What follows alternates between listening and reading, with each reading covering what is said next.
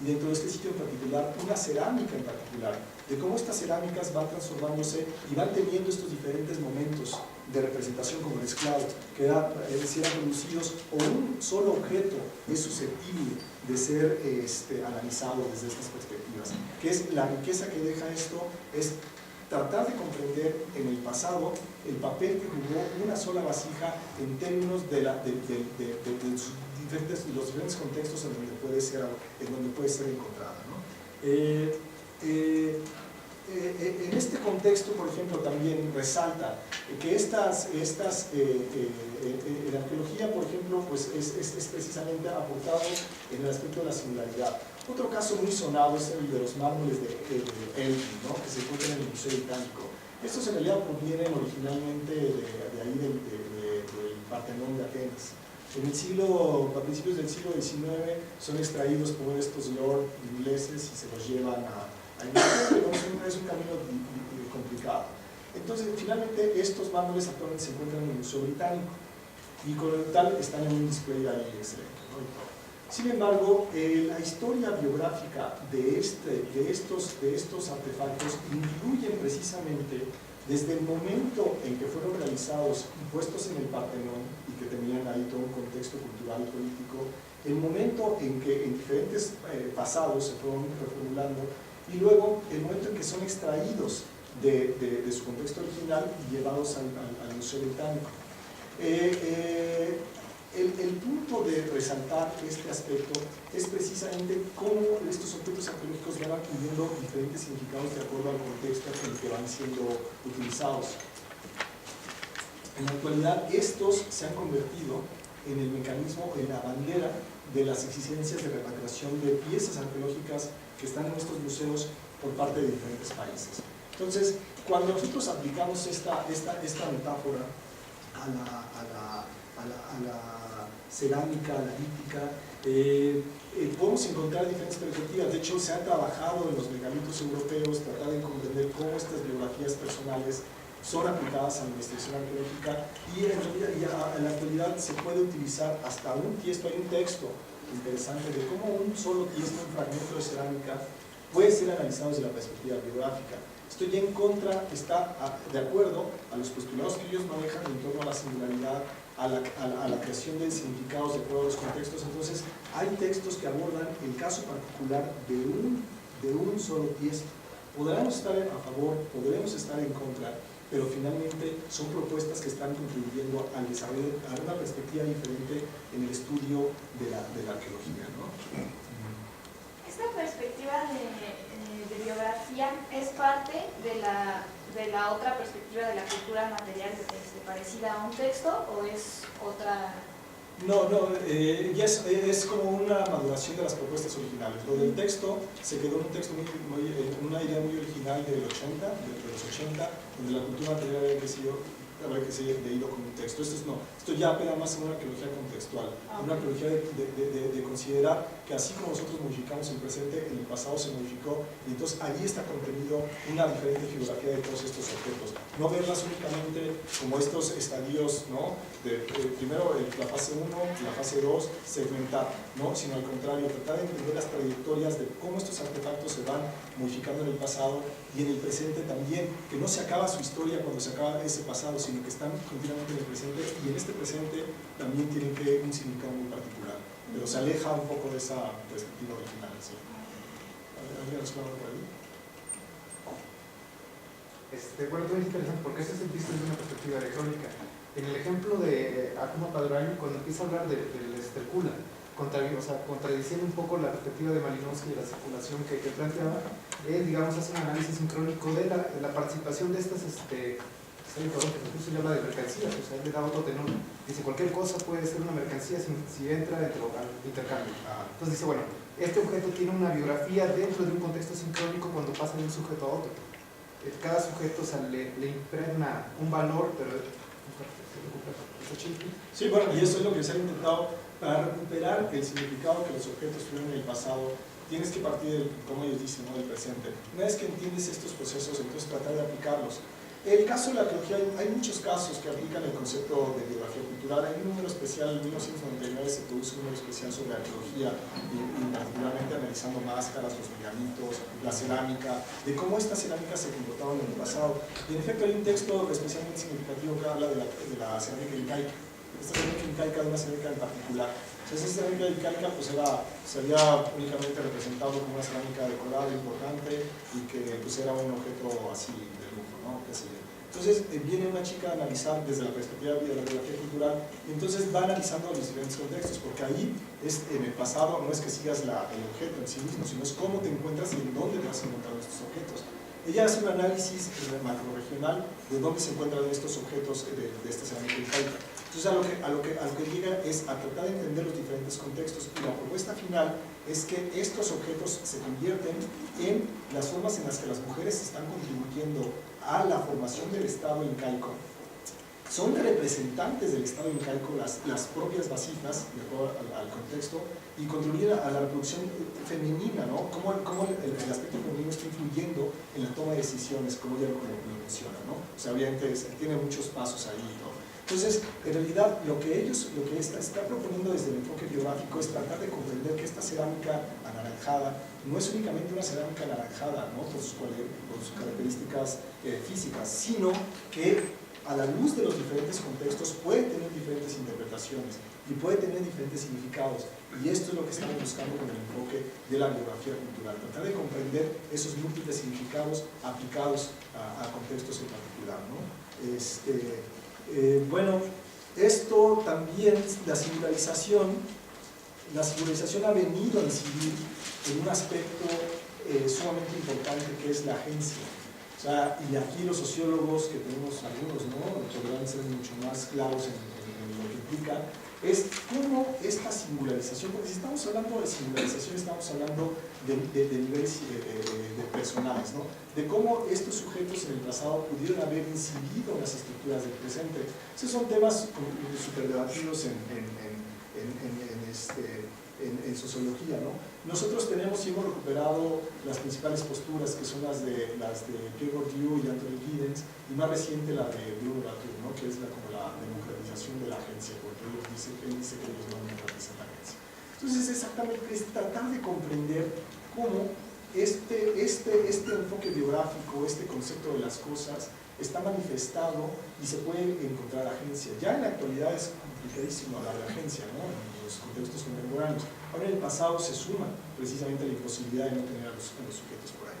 Bueno, esto es muy general, y bueno, las posturas que más se han utilizado en la arqueología es en la práctica del concepto de habitus de Bourdieu, ¿no?, y cómo hay una relación dialéctica entre individuo y estructura, y este individuo va reproduciendo esta estructura. Igual un poco pasa lo mismo, con múltiples diferencias entre la postura de Bourdieu y la postura de Giddens, pero bueno, nosotros lo hemos recuperado. Lo que se ha recuperado en arqueología es tratar de comprender que existe una estructura y que hay individuos que la van modificando. En este caso hay un trabajo, por ejemplo, en el suroeste norteamericano de cerámica, de una cerámica que se llama Nimbres, que trata de entender dentro de esta estructura, aplicando estos conceptos de Giddens y Bourdieu, es tratar de entender si hay una estructura en la reproducción de la cerámica, cómo vamos a encontrar al individuo que estaba detrás de esta estructura. Se dice que lo que vamos a hacer es tratar de entender los diseños cerámicos que están manifestados en estas ollas. Entonces, aquí ya estamos hablando de un estado avanzado del posprocesualismo, donde hay una conciliación ya con las propuestas anteriores, que eran las propuestas metodológicas. Muchos de los trabajos contemporáneos de arqueología postprocesual recuperan el aporte metodológico que propuso la nueva arqueología. Este trabajo en particular lo que hace es eso: contabiliza una cantidad impresionante de vasijas, y dentro de las vasijas analiza el tipo de diseño y lo cataloga en los términos más procesuales, ¿no? Cataloga. Una vez que tiene estos diseños, identifica y los extrae, se da cuenta que hay diseños que van cambiando al paso del tiempo. Entonces, estos cambios es lo que ella manifiesta como la incidencia de la agencia, de un sujeto artesano que estaba haciendo, que hay un diseño que viene en una dirección y de repente este diseño se modifica de alguna forma, hay una trayectoria distinta y aquí es donde podemos encontrar los diferentes niveles de agencia en la manufactura únicamente de cerámica. Entonces, aquí ya estamos tratando de encontrar que estos aspectos metodológicos que heredamos del procesualismo se representan en términos de las propuestas contemporáneas de análisis de los contextos culturales. La agencia, según ellos, puede ser identificada a partir del análisis pormenorizado de este tipo de variaciones que generan las producciones culturales, en este caso la cerámica, ¿no? Aquí, tanto Bourdieu como Giddens, ¿no? y estas propuestas hablan sobre esta perspectiva de que hay una agencia más importante de alguna forma, ¿no? Por ejemplo, un gobernante podría tener más agencia sobre el resto de los súbditos, cosa que no sabemos si realmente fue realmente cierta. Un ejemplo contemporáneo que tenemos es, por ejemplo, si analizan el caso del Facebook, ¿no? De la agencia que tuvo el creador de Facebook para producir este gran cambio, ¿no? que nos influye a todos. Si analizamos desde esta perspectiva, la estructura fue modificada por una persona, ¿no? Si lo trasladan al pasado, esta estructura podría haber sido modificada por un gobernante también, ¿no? de alguna forma. Entonces, hay que entender en dónde estamos trabajando, a qué nivel estructural estamos trabajando para saber si es posible aplicar estos niveles de agencia. Bueno, este enfoque fue más bien criticado por Bruno Latour. Él dice que en realidad no tenemos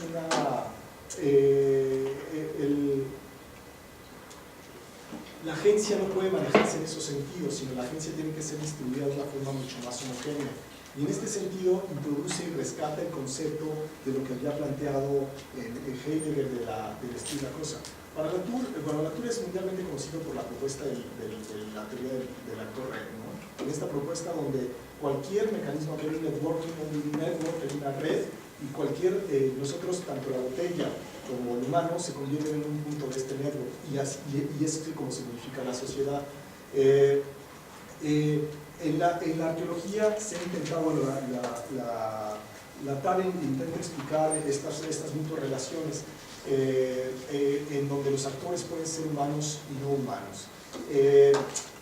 Esto llega a complejizar nuestro caso en arqueología, porque entonces ¿cómo vamos ahora, si ya era complicado tratar de encontrar las agencias tradicionales de Bourdieu y de Giddens, donde los individuos modifican las estructuras, pues un poquito más complejo tratar de ver si la agencia de la olla incidía en estructura social. Aquí no hay, el punto se ha convertido en que es un rescate y una centralidad de los objetos. Volvemos al punto de Heidegger, donde tratamos de dimensionar la importancia de los objetos en torno a la creación de significados junto con los humanos. Entonces, estas propuestas obviamente nos vienen o han venido un poco a tratar de contextualizar todas estas ideas originales de lo que fue el postprocesualismo, a tratar de aplicación. Hay en realidad muchos casos de estudio. Actualmente tenemos una rama en la arqueología que se llama arqueología simétrica, que intenta aplicar estos principios de la simetría, ¿no? Como lo llama Latour, a la arqueología. Hay cosas mucho más elaboradas que otras. En realidad a lo que aspiran todas estas posturas es tratar de proponer, de comprender la dimensión de los artefactos en términos de cosas, y no únicamente como el aspecto más duro de las arqueologías previas, que era convertir a los objetos a las cosas como objetos inertes, ¿no? Me fui un poco rápido en términos de la exposición.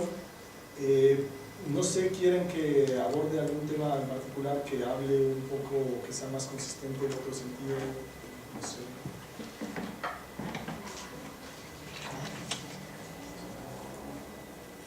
Yo no entendí bien si lo que postulaba Bruno Latour era, bueno, era una crítica a esta idea con el ejemplo del Facebook, por ejemplo, que una persona había cambiado toda una estructura, sino más bien lo que él decía es que no era así, sino que o sea, había varios agentes que se relacionaban, ¿no? Y esto provocaba el cambio en la estructura. Digamos que Facebook necesitaba de los usuarios, 800 millones de usuarios. y los usuarios necesitaban de la creación de Facebook, y de alguna manera así se producía el cambio y no una persona dada en... O sea, se necesitaban varios. ¿Eso es lo que dice ahí? ¿Es mi pregunta o no? No, bueno, Bueno, no en el ejemplo de Facebook, sí, pues, pero... en el concepto de hidden significativo, la cosa es que existe el individuo, existe una estructura, existe el individuo que modifica esa estructura. El caso de la TUR es una crítica a ese sistema y dice, bueno, sí, o sea, es que en realidad para la TUR no existe ni la sociedad, ¿no? O sea, la TUR en realidad trata de eliminar ese concepto. ¿Qué es la sociedad? Dice él. Entonces, es lo que dice que nosotros nos constituimos a través de relaciones. Y esas relaciones, tanto los objetos como los humanos, son sumamente importantes. O sea, no hay una diferenciación en términos de quién es más importante o quién es más importante. Entonces, es la crítica a ese modelo y la propuesta de que existe una red en donde cada una de las cosas que vas haciendo, en el momento en que tú te metes a tu carro, estás inmersa en un mundo de microredes, y si se te descompone el carro en ese momento, entonces la batería está incidiendo, o por algún el desperfecto está incidiendo en las actividades que tú estás realizando y no puedes terminar estas actividades, ¿no? Entonces, en realidad es una redistribución de estas agencias de la forma.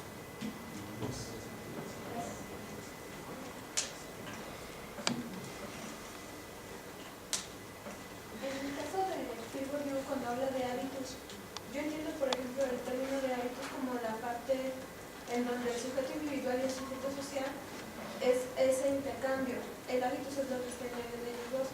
Pero entonces, de esta forma, ¿cómo es que el objeto constituye el hábito? Es que es una parte que no alcanzo como a comprender. O sea, ¿en qué momento el sujeto-objeto existe esa relación? Si el hábito se comprende a partir del sujeto individual y el sujeto social. Bueno, porque en realidad hay solamente a los objetos. En esas relaciones donde ellos estamos tratando de meter a los objetos. Nosotros nos estamos constituyendo de objetos. Es tratar de entender la dimensión de los objetos, de las cosas, como dice Heidegger, a partir de ese mundo de relaciones. Tú te modificas y modifica la estructura y se modifica porque tienes que ver con los objetos. Es regresar a la centralidad de los artefactos. ¿Es entonces como un escenario social?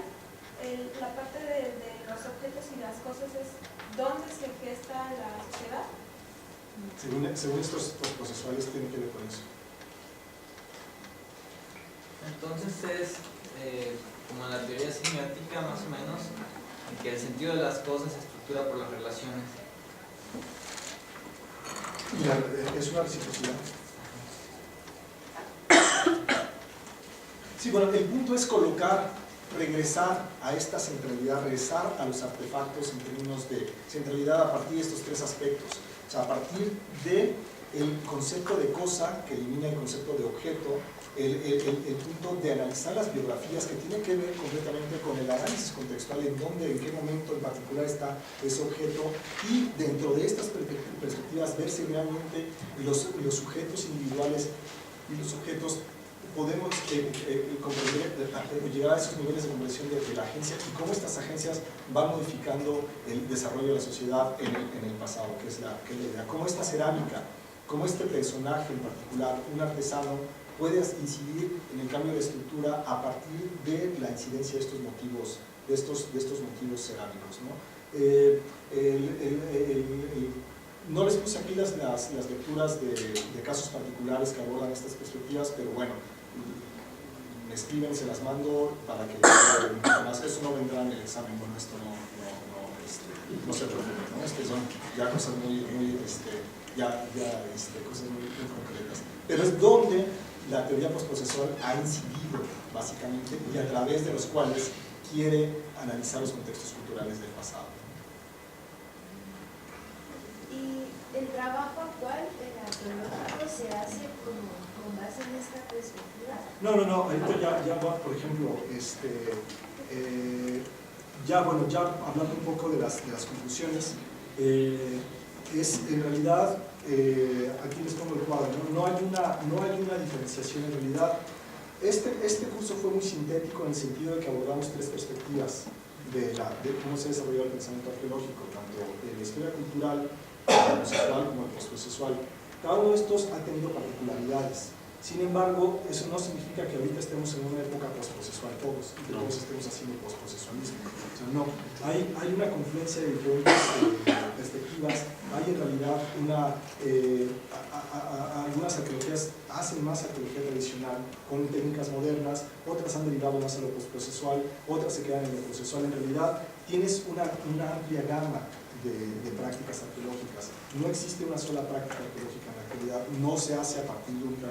Esto de agencia son las versiones mucho más recientes y son versiones que no están tampoco completamente consensadas. El problema de la agencia en arqueología es como el problema de la agencia en sociología. Es muy complicado. Si saber la agencia de los sujetos vivos es complicado, a tratar de aplicar la agencia a los contextos del pasado es aún más complicado. Sin embargo, son las tendencias que están trabajando, que se están desarrollando en la antropología postprocesual, ¿no? Pero no significa que nosotros estemos haciendo eso. Si tú te vas a casos particulares de la arqueología mexicana, a lo mejor unos están más ligados a la arqueología tradicional con técnicas nuevas, otros están aplicando modelos estadísticos que serían más procesuales, y otra gente con estudios de nacionalismo o estudios de turismo están haciendo una perspectiva más postprocesual de alguna forma, ¿no? Entonces de eso depende el enfoque de la investigación. No es una homogeneidad de arqueologías que estén haciendo todos al mismo tiempo agencia, biografía cultural, tipologías, o sea, depende del enfoque. Entonces, bueno, ya es muy complicado justo saber eso, hacia dónde nos va a llevar la agencia, si realmente esta arqueología simétrica que proponen algunos ingleses y gringos va realmente a fructificar. Sin embargo, lo que hemos visto con la arqueología postprocesual es una diversidad de intereses y de temas de estudio y cómo esta arqueología se ha ido transformando. De una arqueología que estaba metida en los contextos, estamos hablando de una arqueología que está metida en la sociedad contemporánea, ¿no? Es una arqueología que está incidiendo en los presentes contemporáneos. El libro de Johnson que ustedes que leyeron tiene una visión un poquito pesimista de cómo va el desarrollo de estas arqueologías. Yo no sería tan pesimista. En realidad, después del 2000, después de finales de los 90, hay trabajos que se están preocupando por conciliar estos intereses procesuales científicos con estas posturas menos relativistas que buscan una interpretación cultural. Como él dice, ¿no? Nunca sabremos si tal estrategia realmente significa o qué significados tuvo en el pasado. La aportación que dice Johnson que hace saber que pudo haber tenido diferentes significados en el pasado. Y para él, esa es una de las grandes aportaciones. Dimensionar que cada uno de estos objetos pudo haber tenido diferentes lecturas en el pasado. Este sesgo relativista a mí me parece que no, que en realidad es una búsqueda mucho más compleja. La observación de la arqueología ha recibido mucha atención y eso es muy positivo. Y bueno, lo que ya mencionábamos, ¿no? Creo que es como la politización de la arqueología en los contextos contemporáneos, la crítica al modelo androcéntrico de la cultura de la historia, de la creación de la historia. Esto ha sido parte de ese resultado de lo que significa la arqueología postprocesual. Ya resumiendo más o menos lo que hemos visto en estos momentos, es lo que te decía ahorita, ¿no? El hecho de que hubo una arqueología, una historia cultural, no significa que se quedó en este momento en particular. En realidad, gran parte de esta historia cultural está permeando lo que pasó posteriormente, de cómo hemos hecho el trabajo. O sea, que no entiendan que este es un segmento que se quedó en 1950 y que nadie más trabajó historia cultural. No, esto significa que un momento particular en donde se elaboraron propuestas consistentes que se pueden englobar aquí. Sin embargo, esto ha influenciado. De hecho, nosotros tenemos gran parte de lo que platicamos en las otras sesiones. Gran parte de nuestra arqueología está de cómo trabajamos en los contextos particulares, cómo registramos, lo heredamos de aquí. Luego, la arqueología procesual, ¿no? Que se va ya en la avenida de los 60 a los 80, tiene un momento particular, pero igual aquí se desarrolla o se empieza a desarrollar un aspecto de la arqueología cognitiva, que es cómo vamos modificando las estructuras mentales y cómo se representa la cultura. Se desarrolla un poco acá y actualmente podemos hablar de nuevo procesualismo. O sea que no se quedó en esta época. Entonces está trabajando una arqueología darwiniana también, que es heredada de esta otra época, y que se considera como postprocesualismo, hecha en la época que aparentemente es el procesual. Igual lo postprocesual, ¿no? El procesual tendrá cambios, tiene herencias. Realmente plantearon una ruptura en los 80 que tenía que ver más con el abandono del enfoque científico, y entonces acá ya está mucho más matizado. Entonces no tenemos, en realidad no se puede considerar que nosotros hacemos la investigación siguiendo estos, pero estos aspectos han sido los más importantes, o algunas áreas de las más importantes que se han desarrollado en torno a la teoría y pensamiento arqueológico. Aquí también hay muchas otras que por fuerza de exposición que se quedaron fuera.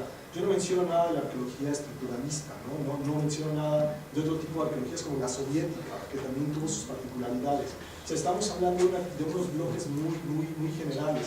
No hablo tampoco de la arqueología social latinoamericana de los 70, porque en realidad esto ya nos lleva a conceptualizar y a particularizar cosas que me parece que a este nivel, con esta estructura general, quedan cubiertas, ¿no? Entonces, en realidad hay un pensamiento arqueológico que es mucho más diverso que esto, pero a la vez esto sintetiza gran parte de lo que ha sido el pensamiento arqueológico. Entonces, pues aquí tienen los cuadros comparativos de los aspectos esenciales, podrán sobrar unos, podrán faltar otros, pero en términos generales esto fue lo que tratamos de ver en el curso, y eso es lo que espero que se pueda diferenciar en términos de esta comprensión general de lo que es la arqueología y en términos de lo que ustedes necesitan para elaborar su material y sus reflexiones en torno a sus apuntes en torno a lo que vendrán al examen, ¿no? Lo que van a conversar.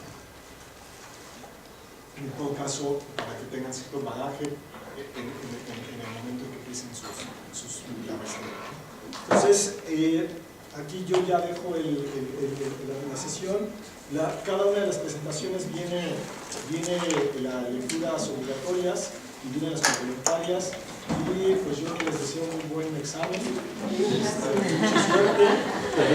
Si tienen alguna pregunta, hablen ahora o háganse bolas en el examen, ¿no? Entonces, si quieren algunas, sobre todo en realidad las preguntas van a estar figuradas en torno a las lecturas que tienen, ¿no? A excepción de la desarrolla que la fuera, lo demás está estructurado en torno a las lecturas que ya tienen. Entonces, les doy la palabra.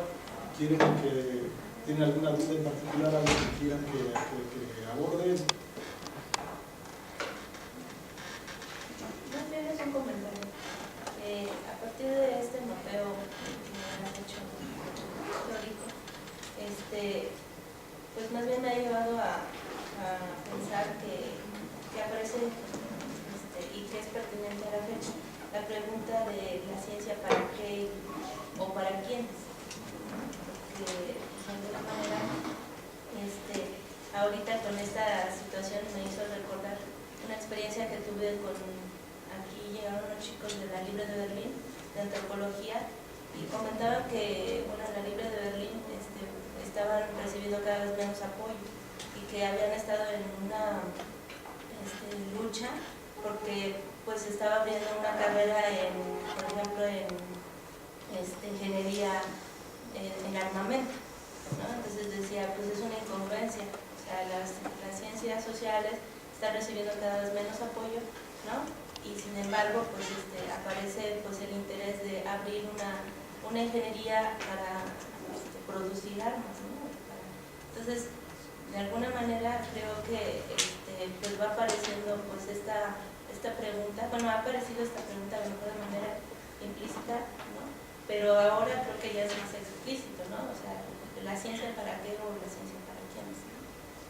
Entonces, pues es la reflexión que a mí me llevó pues mapeo teórico pertinente, ¿no?